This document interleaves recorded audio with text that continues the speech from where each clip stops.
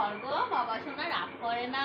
চলো বাবা, আজকে তোমাকে একটা সুন্দর রেসিপি রান্না করে খাওয়াবো। চলো কি খাওয়াবো বলো তো? চলো আগে রান্না করে নিই, তারপর তোমাকে বলবো, ঠিক আছে? আর দেখো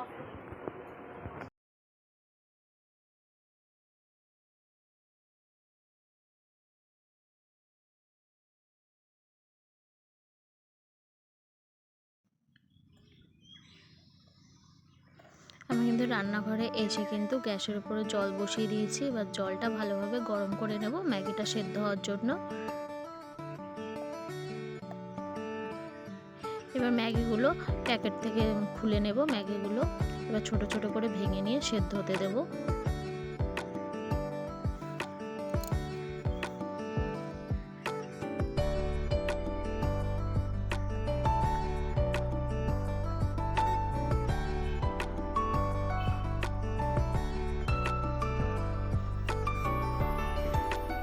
চলো ম্যাগিগুলো সেদ্ধ হতে থাকুক।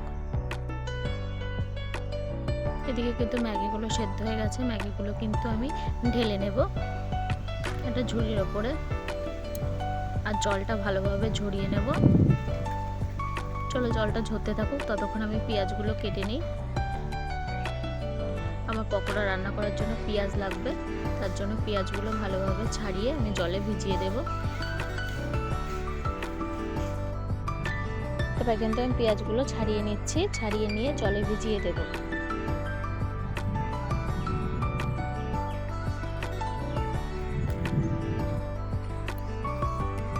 দেখো আমার পেঁয়াজগুলো কিন্তু ছাড়ানো হয়ে গেছে। এবার আমার পকোড়া রান্না করার জন্য রসুন লাগবে, তার জন্য কয়েক টুকরো রসুন আমি ভালোভাবে ছাড়িয়ে নিয়ে ধুয়ে নেব।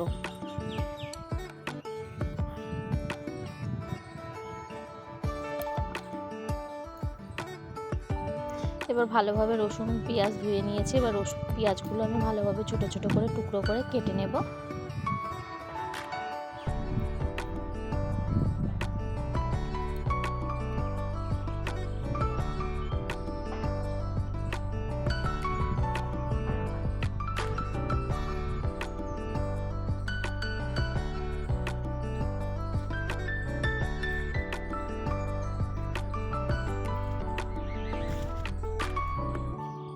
দেখো প্রায় কিন্তু আমার পেঁয়াজগুলো কাটা হয়ে গেছে।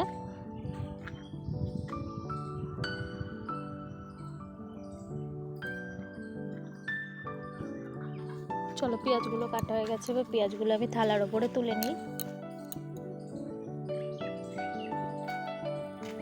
তুলে নিয়ে এবার কিন্তু রসুনগুলো আমি যে ছাড়িয়ে রেখেছিলাম সেই রসুনগুলো ছোট ছোট করে টুকরো করে কেটে নিচ্ছি। আর কাঁচা লঙ্কা ধুয়ে নিয়েছি, কাঁচা লঙ্কাগুলো টুকরো টুকরো করে কেটে নেব। তোমরা কিন্তু স্বাদ অনুযায়ী লঙ্কা দিতে পারো, আমি অল্প লঙ্কা দিচ্ছি, আমার মেয়ে আছে ঝাল খেতে পারে না তার জন্য।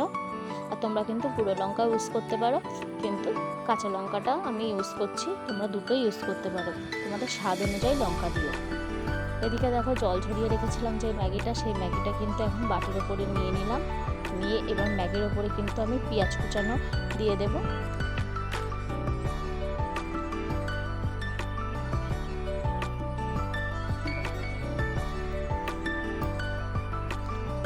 দেখো এবার পেঁয়াজ কুচানো দেওয়া গেছে। এবার যে রসুনগুলো টুকরো করে রেখেছিলাম সেই রসুনগুলো আমি দিয়ে দিচ্ছি। এবার কাঁচা লঙ্কা টুকরো করে রেখেছিলাম, কাঁচা লঙ্কা কুচিগুলো দিয়ে দিলাম। এবার কিন্তু অল্প পরিমাণে খাবার সোডা দেব।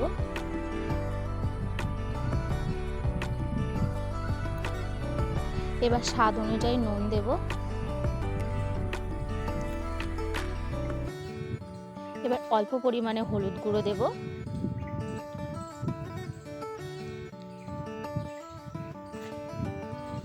এবার কিন্তু হলুদ গুঁড়ো দেওয়ার পরে আমি কিন্তু এবার গরম মশলার গুঁড়ো দিয়ে দেব।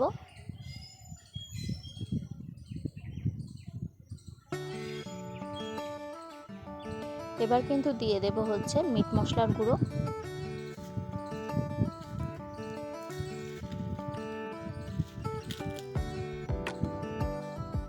এবার কিন্তু যে ম্যাগির যে মশলাগুলো হয় সেই মশলাগুলো আমি দিয়ে দেব।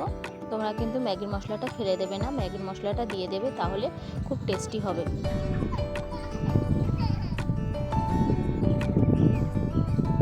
এবার কিন্তু আমি পরিমাণ মতন বেসন দিয়ে দেব।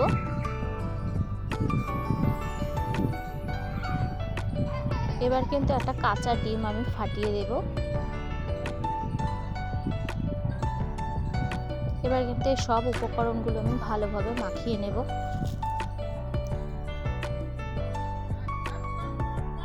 এই দেখো উপকরণগুলো কিন্তু আমার সব ভালোভাবে মাখানো হয়ে গেছে। চলো পকোড়াগুলো ভেজে নেওয়া যাক। এদিকে দেখো আমার পকোড়াগুলো কিন্তু আমি তোমাদের তেল গরম করাটা দেখাতে পারিনি, তখন আমার মেয়ে খুব কান্না করছিল, আমি সেই জন্য চলে গেছিলাম রান্নাঘর থেকে, সেই জন্য দেখানো হয়নি। এইদিকে দেখো আমার কিন্তু পকোড়াগুলো ভাজা হয়ে গেছে প্রায়। এবার পকোড়াগুলো চলো এক এক করে থালায় তুলে নিই।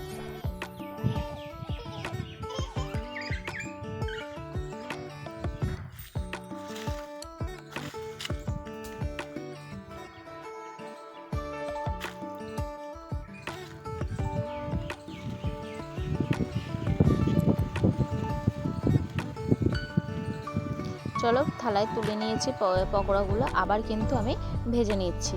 চলো এইভাবে পকোড়াগুলো সব ভেজে নেওয়া যাক। দেখো আমি কিন্তু সব পকোড়া ভেজে নিয়ে আমি কিন্তু এখন ঘরে চলে এসেছি অর্ঘর কাছে। অর্ঘ রাগ করেছিল, অর্ঘই খেয়ে বলবে ফার্স্ট কেমন হয়েছে পকোড়াটা। আর তোমরা জানো না আমি ফার্স্ট কিন্তু এইভাবে পকোড়া বানালাম, আর কোনোদিন এইভাবে কিন্তু পকোড়া আমি খাইও নি। আর তোমাদের যদি এই ভিডিওটা ভালো লাগে তাহলে লাইক কমেন্ট শেয়ার করো, আর ইউটিউব থেকে দেখলে চ্যানেলটা সাবস্ক্রাইব করো, আর ফেসবুক থেকে দেখলে আমার পেজটা অবশ্যই তোমরা ফলো করো। আর খেতে কিন্তু দুর্দান্ত হয়েছিল, আমি কোনোদিন ভাবিনি যে এটা এতটা টেস্টি হবে। তোমরা কিন্তু সন্ধ্যাবেলা চায়ের সাথে খেতে পারো, আর এখন তো বর্ষাকাল চলে আসছে, বর্ষাকালেও কিন্তু তোমরা এগুলো বানিয়ে খেতে পারো। দেখো আমরা কিন্তু সবাই খুব ভালোভাবে খেয়েছি, এত টেস্টি হয়েছিল কি বলবো গাইস। চলো টাটা, পরের ভিডিওতে আবার